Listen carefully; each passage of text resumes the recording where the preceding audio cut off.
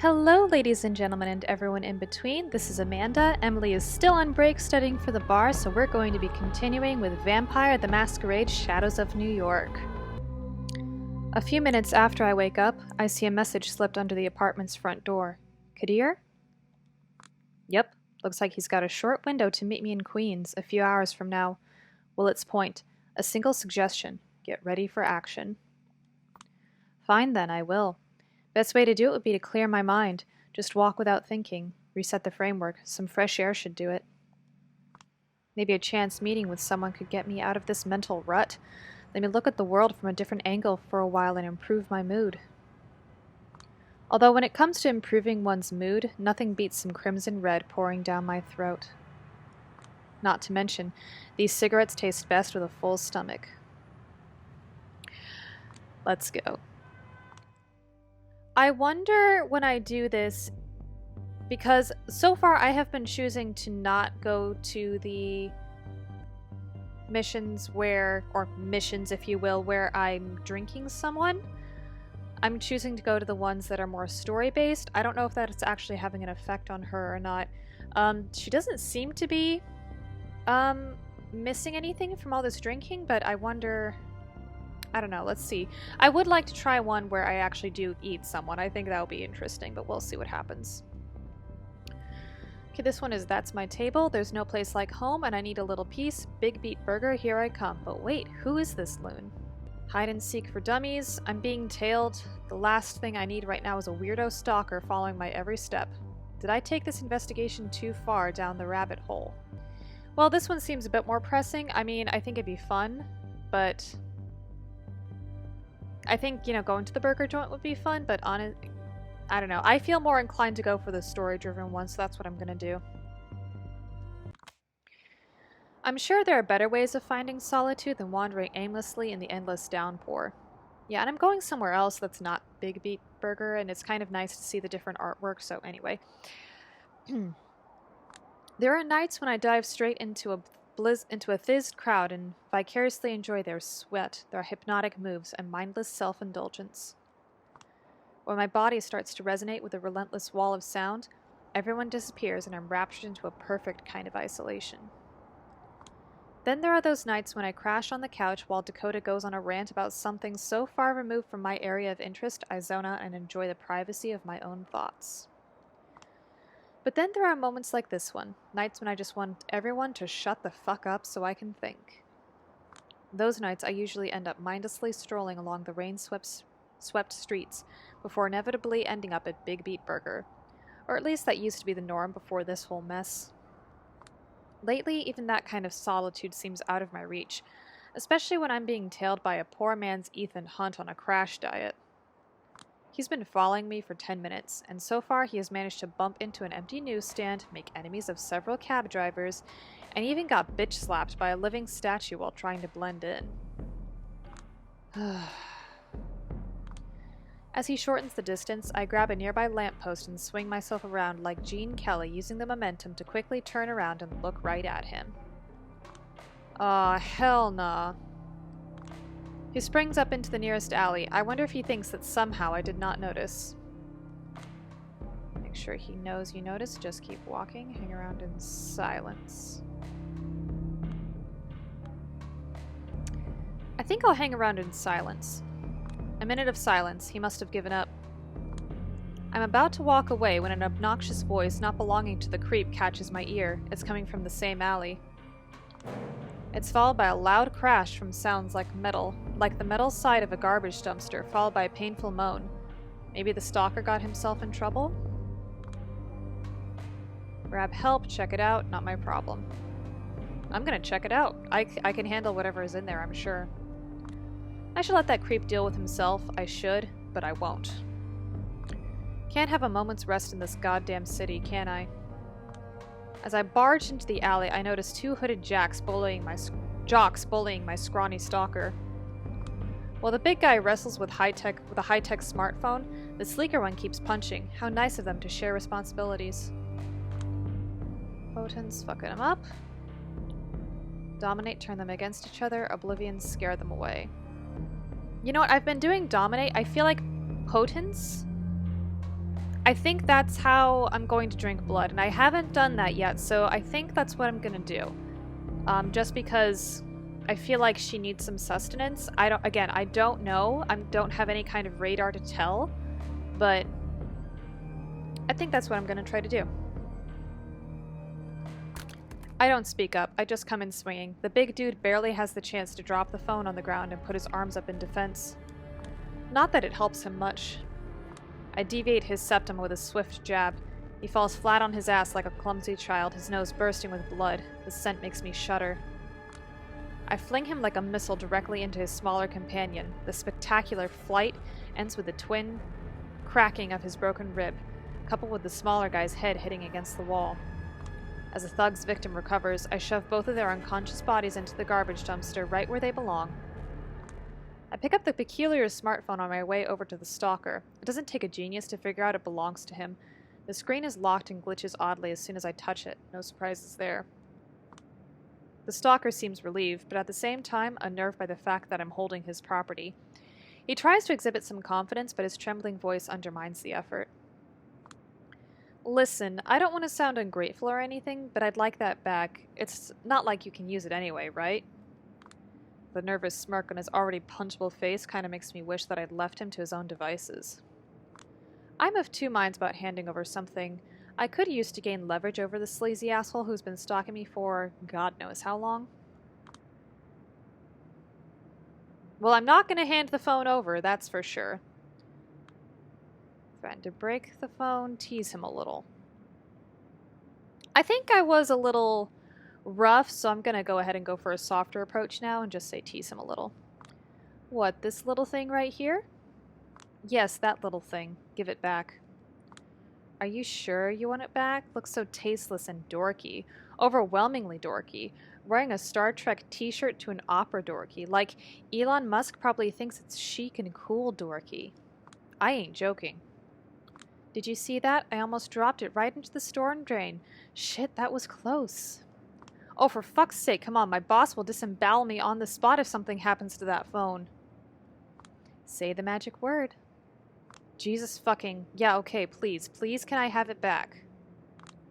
The second he tries something, it goes back into my hands and under my heel. There you go.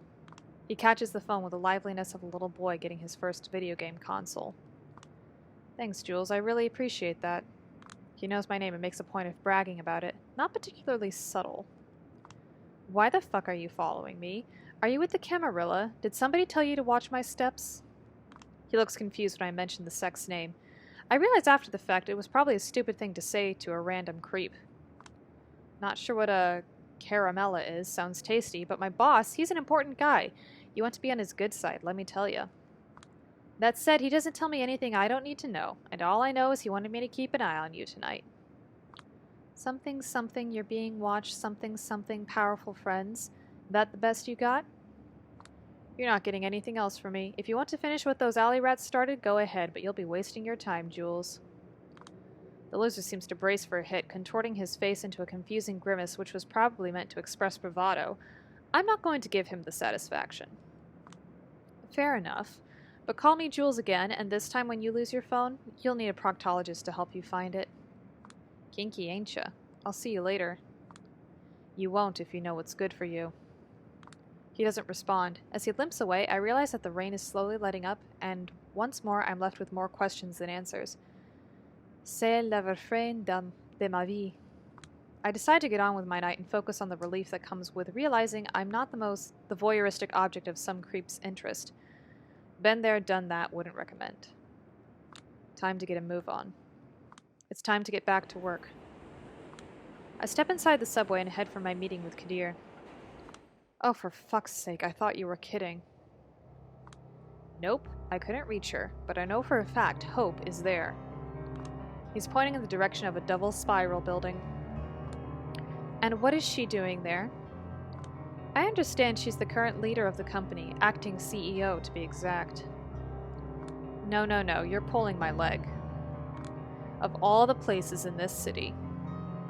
The company that brags about creating IT solutions of the future, always surrounded by rumors of monstrous workers' abuse, all sorts of ethical violations, trading information with governments.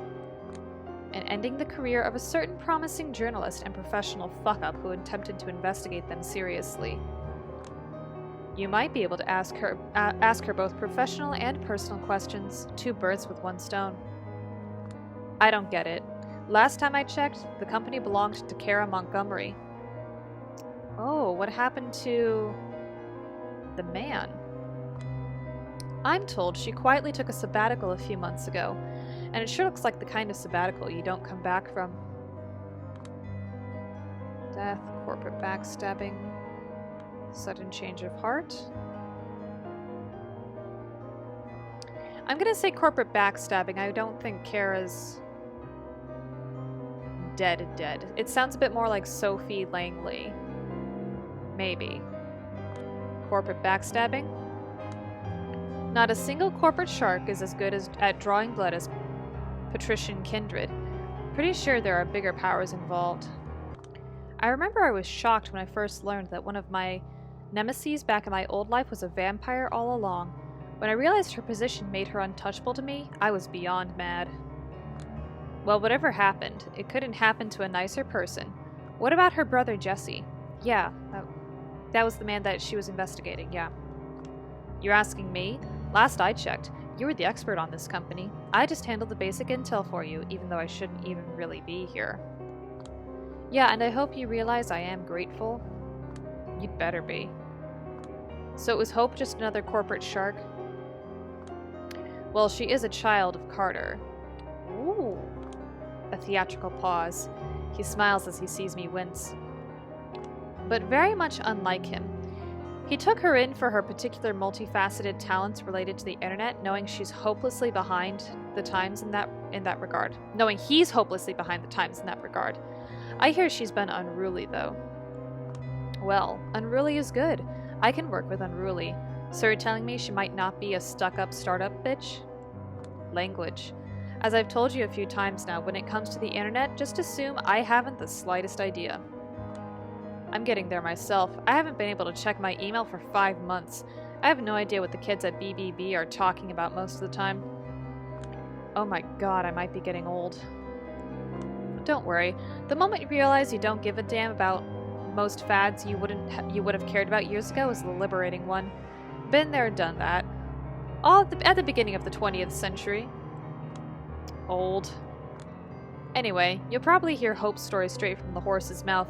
I don't have much time, so I'll get straight to the point. You shouldn't be looking at anything in the main building. It's just a front. Ignore it. What you want to do is use the elevators to get the lowest floor of the building. Psh, I heard stories about the double spiral basement, but I had no idea what to make of them. Every source told me a different rumor. Did any of them tell you a rumor about an army of underground ghouls? No, but I'm all ears. Double Spiral employs an army of ghouls as a cheap workforce. They work and live underground, away from prying eyes, with lesser rights than regular Kine employees. Perfect for business. Wow. I'm actually speechless for a second. I had profoundly low expectations at that company, but every time I learned something new about what's going on behind the scenes, I'm still surprised at the level of scumbaggery at play. I'll leave the moral judgments to you, expert. In any case, you need to reach room number 507, where the CEO supposedly resides. And then, get Hope to answer your questions. His old-timey flip phone vibrates. Speaking of, if you've got any left for me, it's now or never. I'm needed at the art hole, now. What's the security? What's the best approach? Can't I just ask her normally?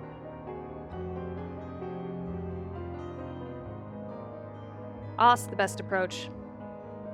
How should I approach the building? I've told you everything I know. Just do what I do all the time. And that is... scout the situation, then decide. Well, that's what I would do anyway, so that wasn't too helpful. Right, I forgot that's what you do all the time. You mean scouting? No, stating the obvious. The phone vibrates again. Well, that's it for me. Arturo is pestering me to show up at the Elysium 5 minutes ago. Tell him I kindly suggest he should go fuck himself. Not in 1,000 years. Well, good luck with your mission, soldier. With a mock salute, he disappears inside his car and drives away. Nothing left for me to do but head on in. Still, I'm anxious.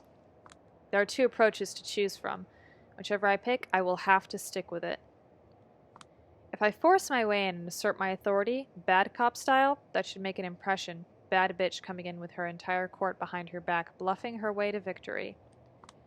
Sneaking in and politely asking for cooperation seems like the less disruptive route. More me option, but it's not like being me has taken me anywhere thus far.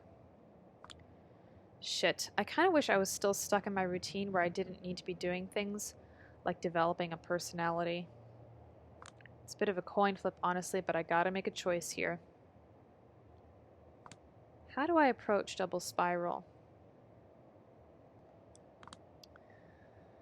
I'm gonna stay covert. I feel like I've been aggressive, and I feel like if I'm too aggressive, that might make too big of a distraction or whatever, so I'm gonna stay covert. I feel like that's something Kadir would do anyway. Being aggressive is not me. I don't even want to think about the headaches I'd have to deal with. Yeah, I didn't care too much for the way she overreacted when I dealt with that restaurant manager. So, I think covert is more my style anyway, and I like doing it better. The less disruptive I am, the better the chance they won't get pissed off at me. And I do need Hope to be cooperative. Let's take a look at that. What trait? Not into a bad cop shtick. Okay, yeah. This good cop approach should pay off eventually. Alright, let's do this. I cloak myself in shadows and let my instinct take over. The lobby isn't well lit, so it's not hard to get behind the lone security guard. He does notice something is wrong with the security cameras and hits the display a few times, but once he's done, I'm already inside an emergency staircase and making the descent. The doors to the deepest floor are locked, but it takes just a bit of brute force. And I'm inside. Hello, Double Spiral. Thought you wouldn't see me again, huh? Assholes. I look around and find an emergency evacuation map. Bullseye. Looks like all the information I need is here. There it is, room 507. Oh, I remember her! Someone comes around. Looks like one of Hope's nerdy ghouls is here to sniff around, but I'm already in the shadows. Okay, so she was a ghoul. I slink away as she starts patrolling the corridor, checking if everything is okay. Cameras, body heat sensors, electronic locks. Still, I'm managing. I remain cautious, just like Kadir would want me to, but it's surprisingly easy for me to avoid security. Progressing toward room 507 is far easier than expected. I reach the Double Spiral offices where, just like Kadir said, hordes of ghouls are slaving away for their company. Deep learning, spyware, social media manipulation, yada yada. The important thing right now is everyone is staring at their own screen, so it's easy for me to keep sneaking. Aside from the fact she still seems to be on my trail, only slowed by the fact she's thorough in her search. I'd better pick up the pace. There it is, the final corridor. Time to announce myself. I slowly walk to the end of the corridor. There it is, room 507. The door looks harder to take care of than the other ones in this place. Probably won't be able to take care of it the same way I did the others. The door to the office of the current Double Spiral CEO. This fucking company. I get pissed off, but I'm trying to control it. There's a camera by the door. If she knows what to look for, she can probably see I'm here on her screen. But just to make sure, I knock on the door. Hope, I'm a Camarilla detective and I will need you to answer some questions. Hope, I know you're in there. Open the door. I will not leave until you do. I'm here on behalf of the Sheriff of New York City. Hope? I keep pounding the door and calling her name. After a minute or so, a voice rings out in the intercom. Is this thing on? I guess it is. Alright, I got your message loud and clear. I'll meet you in the offices. I'll be right there. Looks like you made it past poor Nastya. Get back to the offices and keep her company. She's probably beyond pissed off about you eluding her grasp, but don't make it a big deal, okay? Thank you for your cooperation. I will be right there. What's up? On the one hand, clothes you could reasonably expect to find in any CEO's wardrobe. On the other, a body covered in tattoos, flashy jewelry, dyed hair, and wild makeup. The thought that she might be yet another CEO playing the nonconformist crosses my mind, but she strikes me as someone who's more than happy to live in her own little bubble. Still, I won't be fooled. She is the boss of Double Spiral. So, how did you find me? Sheriff Kadir Al-Asmai did. You'd have to ask him. I take out a new cigarette without thinking. You can't smoke in here, lady. Just let her. Don't treat me like I'm your enemy. I come in peace. A deep, relaxing drag. So, when did you realize I was here? Right at the start. There was a momentary laser malfunction. Lasted a second or two. Hasn't tripped an alarm, but I guess something was off. That's it. Hunches have gotten me every job I have ever had. Hunches saved my life anytime I got into a messy situation. These days, the reality is too complicated to rely on anything else.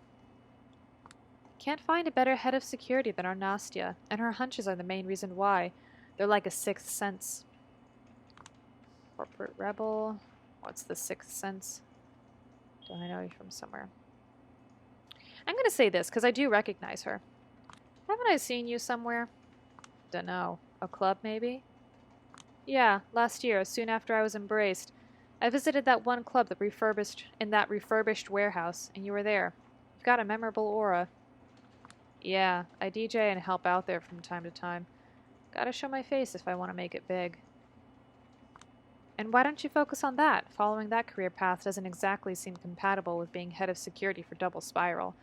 And not just because the necessary skill sets are so different. Nastya looks at Hope.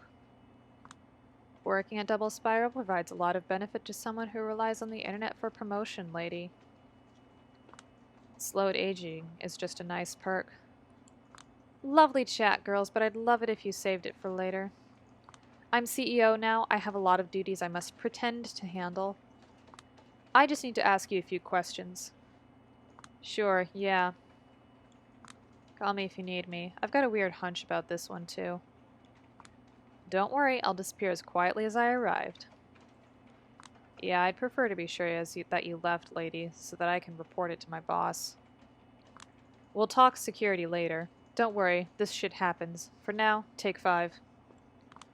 Nastya leaves, and I'm left alone with Hope in the corner of the office. It feels funny to stand here in front of you.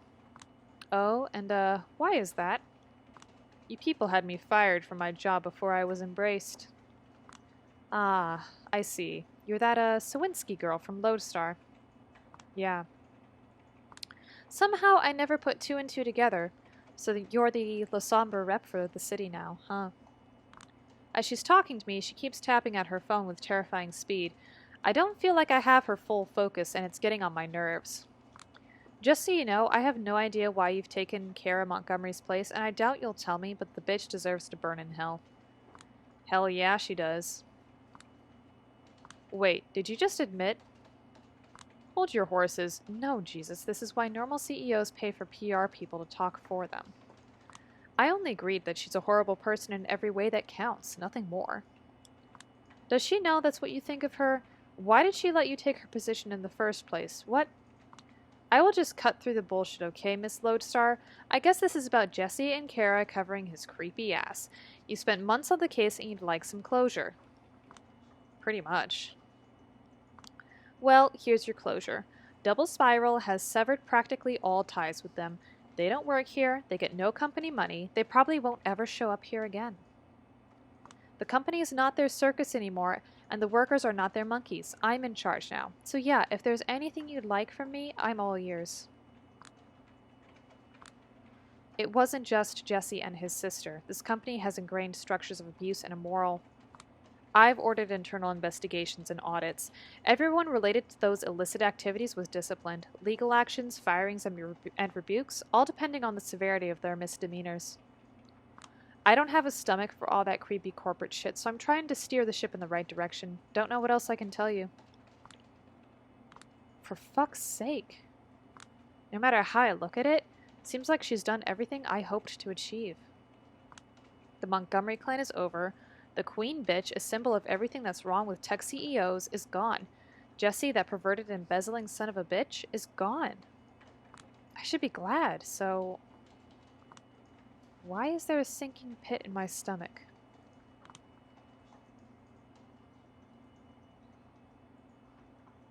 This doesn't feel right.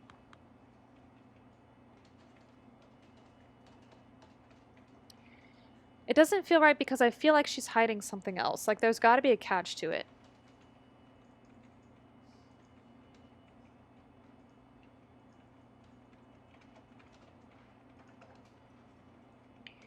And I keep going back to Sophie Langley. Why was that?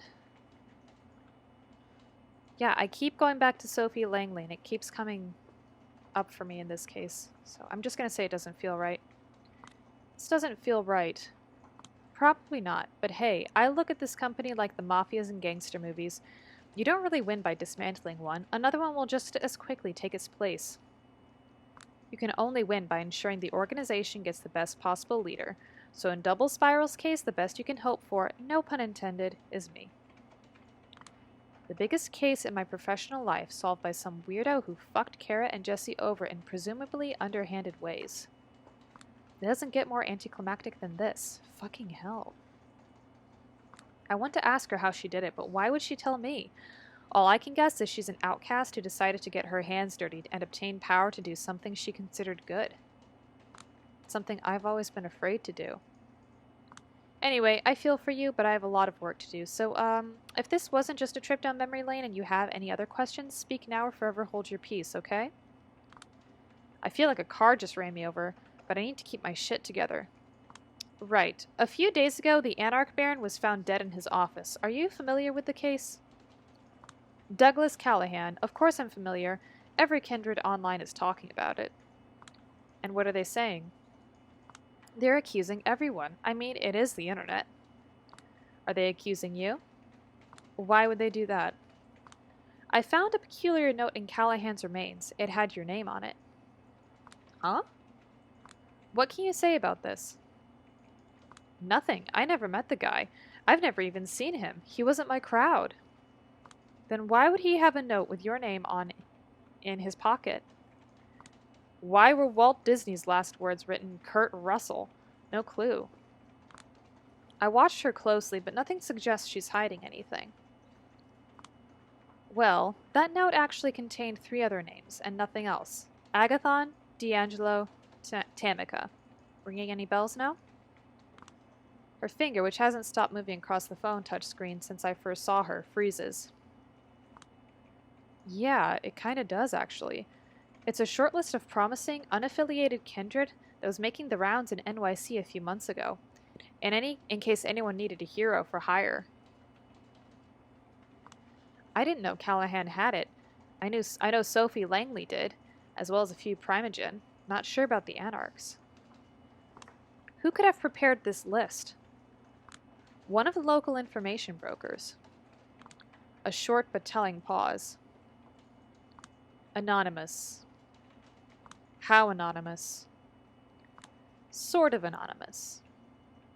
She's obviously conflicted about whether she should tell me, or maybe she's pretending that I worm it out of her. Pretending so that I worm it out of her.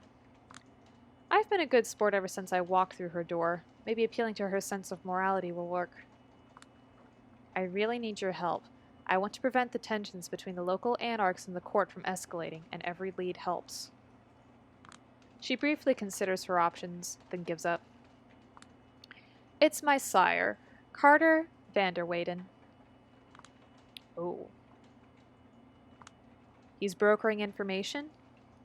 Everyone knows becoming the Prince of New York is his ultimate goal, and that he wants to make friends in all the high places. Sharing useful intel is a pretty effective way to achieve that.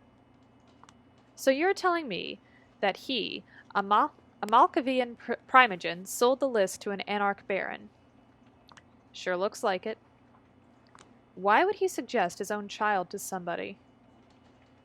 To have a person on the inside, just another way to further his information web. Wouldn't they realize you two are close?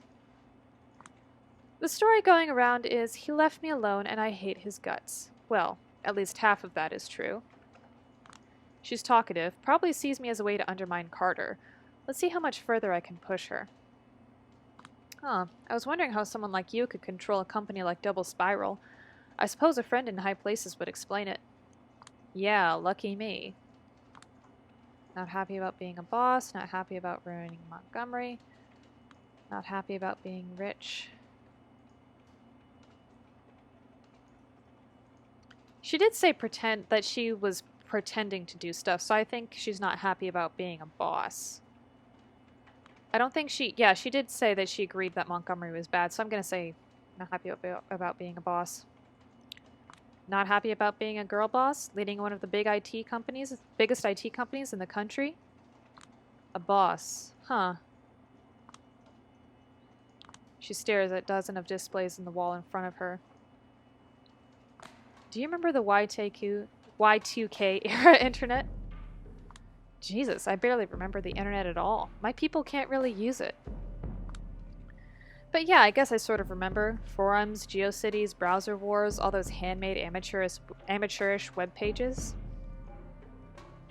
It was a golden age. Everyone was welcome to freely express their creativity and obsessions in this abstract new frontier. No formulated rules. Every site was a distinct new universe to explore. You know, as a kid, for some reason, I kept saving every web page that moved or changed me in some way. I don't even know why I did it, but today, a folder with these is one of my greatest treasures. Fast forward to today, I'm the boss of a company that has one overarching goal: steer the online narrative in every possible way that benefits the Camarilla. And because the online world is so fucked up right now, I can do it using only 5 websites or so. Every day, I deploy thousands of believable sock puppets to force some belief on the masses.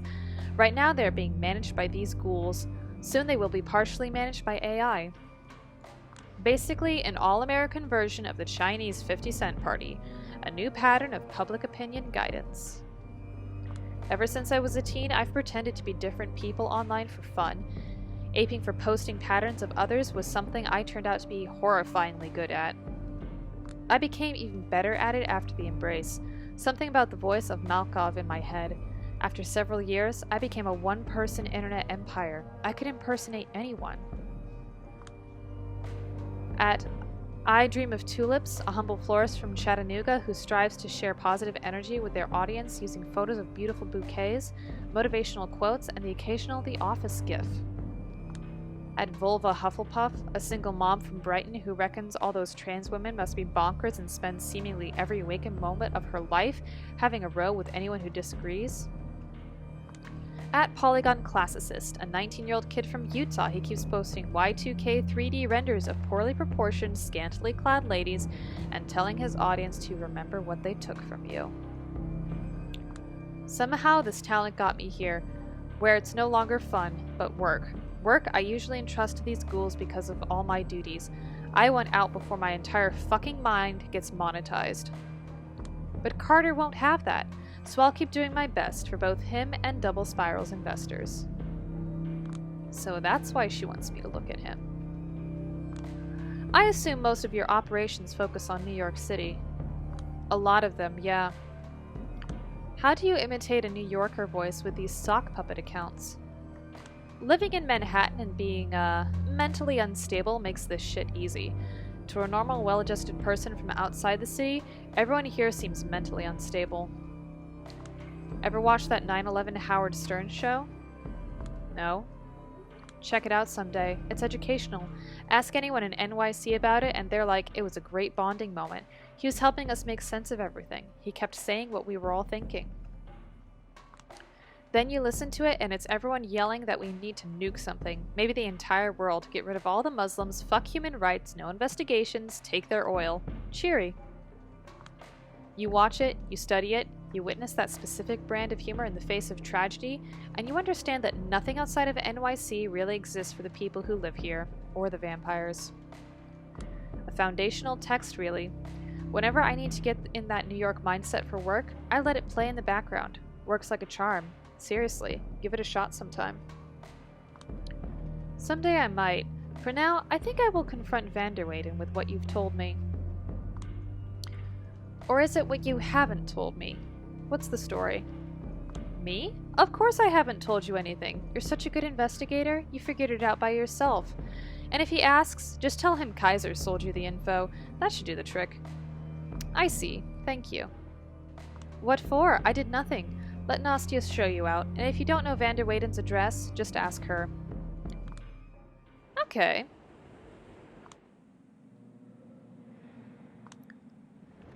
Thank you for having me, Mr. Vander Weyden. No need, no need. I'll be happy to assist your investigation in whatever way I can, Miss Sawinski. Look at that stupid face. That sickeningly sweet smile. In his office, a spacious but oppressive, he's a man who knows how to subtly unnerve people. But does he even realize it? And I'm sure the presence of the esteemed Addison Payne will guarantee I'm totally transparent. Am I right, Addison? Looks like I've interrupted a friendly meeting. In the far corner of the room, I spot glasses of blood and two spittoons, vices and follies of the rich. Are you sure I'm not wasting your time?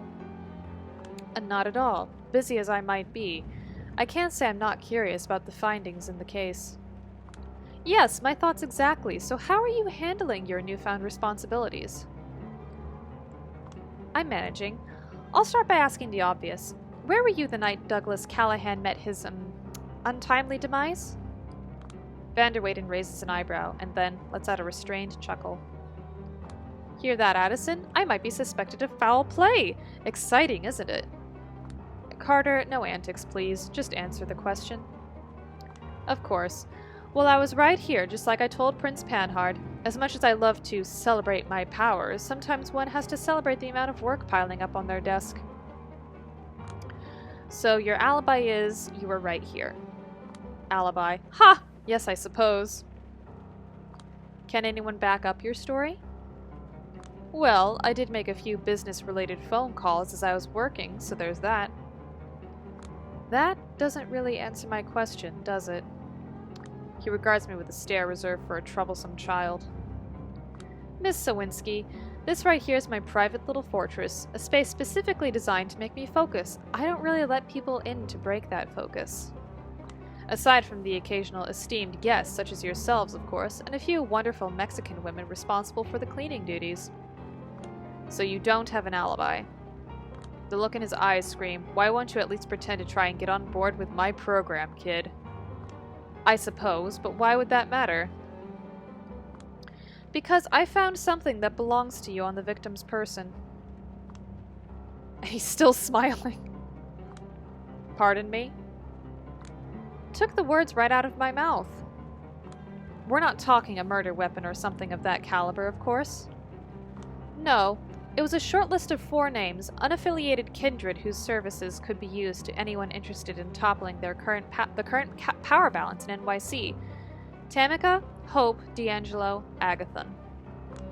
Excuse me, Miss Sawinski, but I'm afraid I don't follow. How is that something that belongs to me?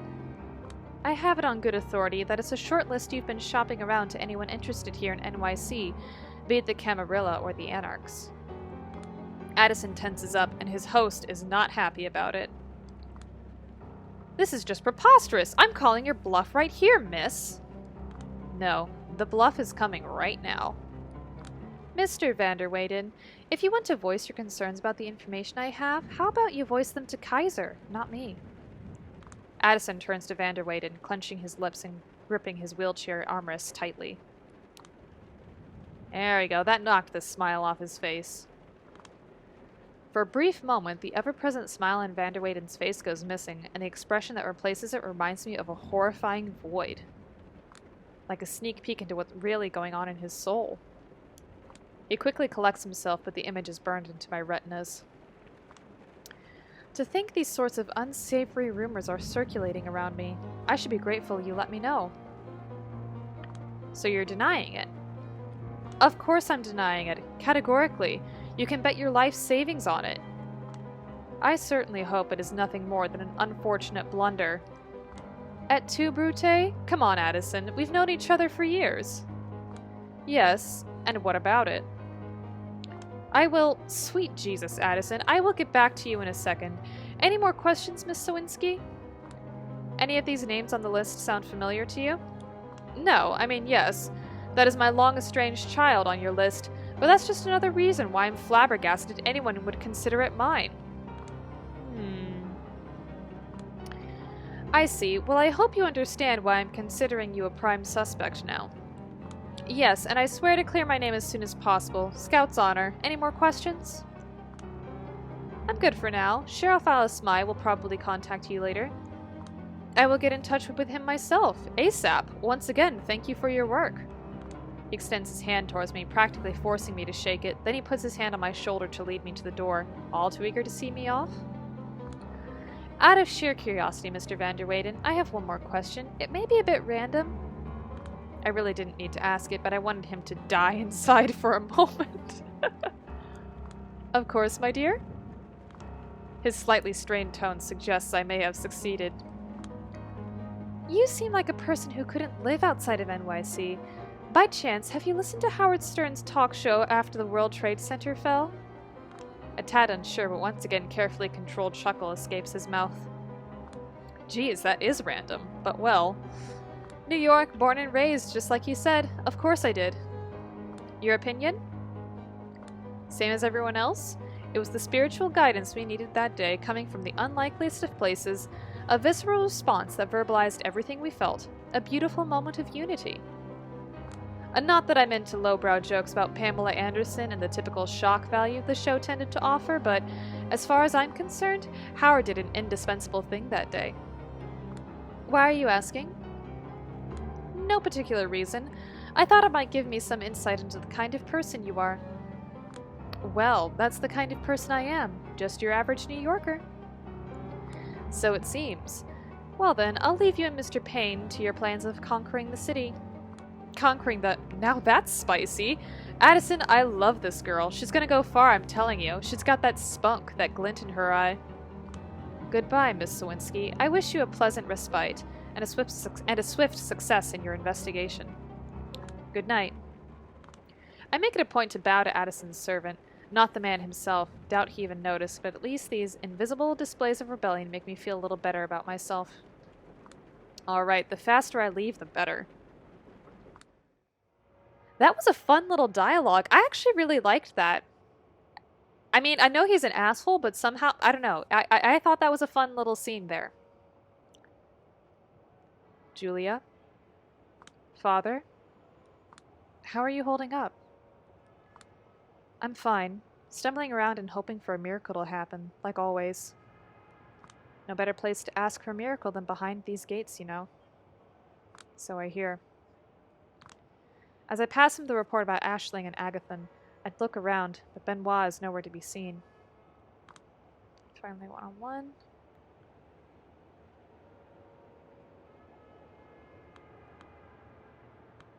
Yeah, I'm gonna ask where Benoit is. Or am I more interested in getting to know the priest? Because she did say that he had some kind of self-motivation there, but he doesn't make a point of hiding it. Benoit is... I don't know, Sophie Langley, that just bothers me so much, and he is still tied to it, so I'm gonna ask where Benoit is.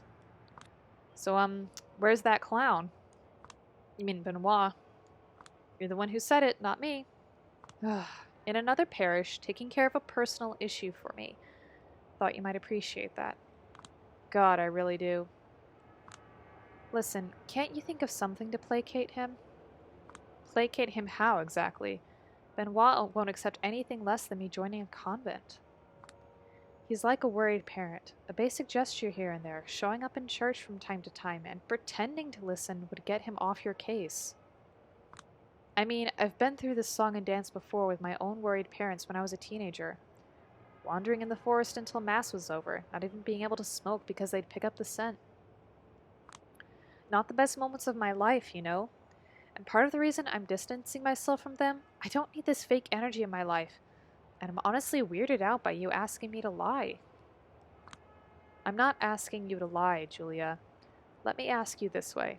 Are you a spiritual person? I guess I am, kind of. Always was. Suddenly being able to see ghosts did not change a thing. I think it's mostly because seeing the world as purely material seemed boring to me somehow. You are, and you were raised Catholic, so can't you find a way to express that spirituality in our church? I don't see a way right now. Why is that?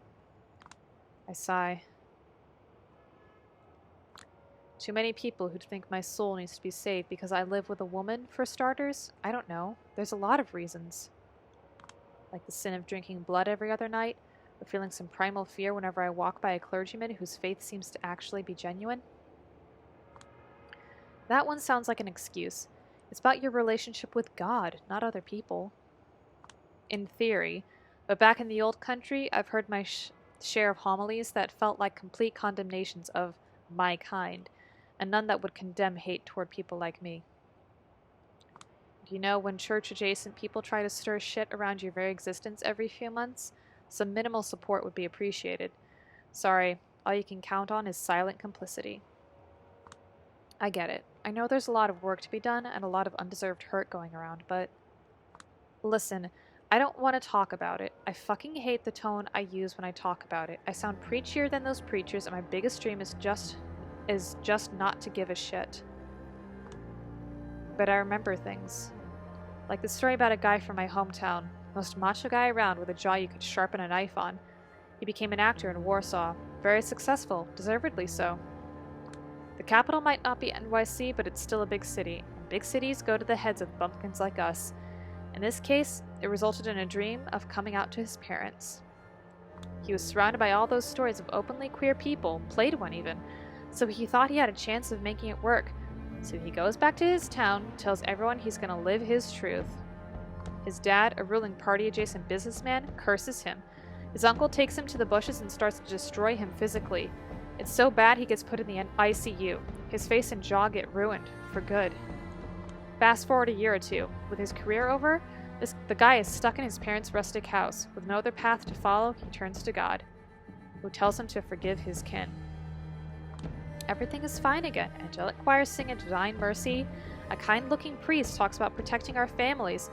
A man sits in the front row of the church, a disfigured smile on his face.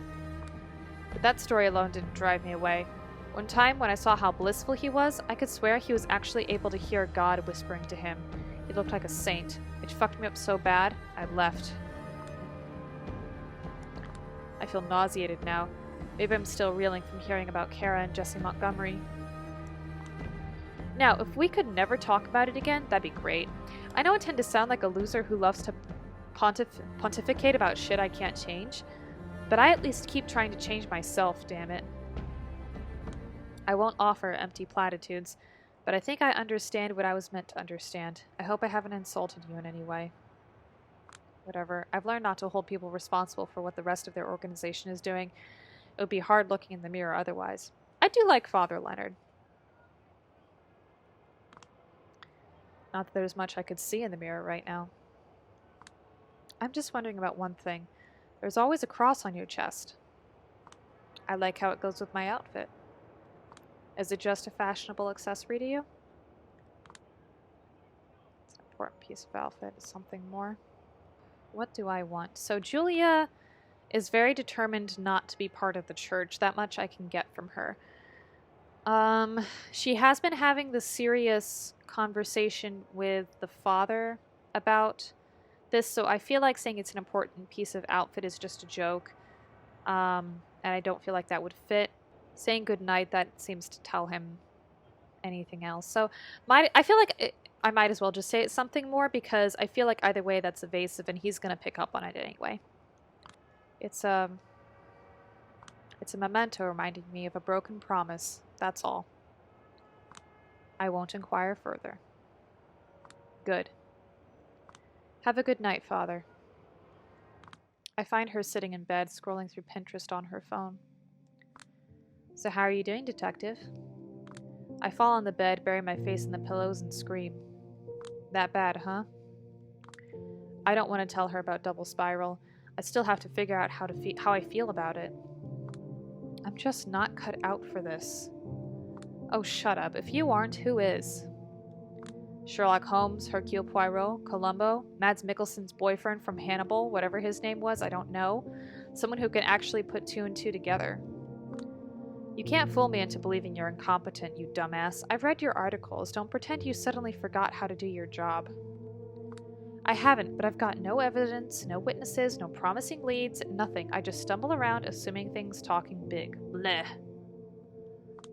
So you're like, I don't know, Jack Nicholson in Chinatown? And he actually solved his case. And then wished he never took it up.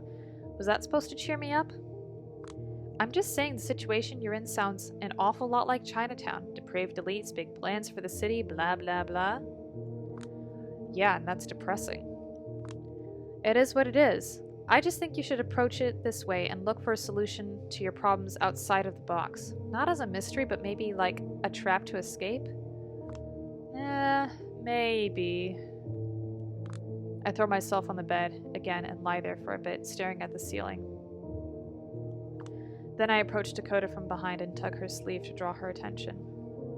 Psst. Hey. Put the phone away.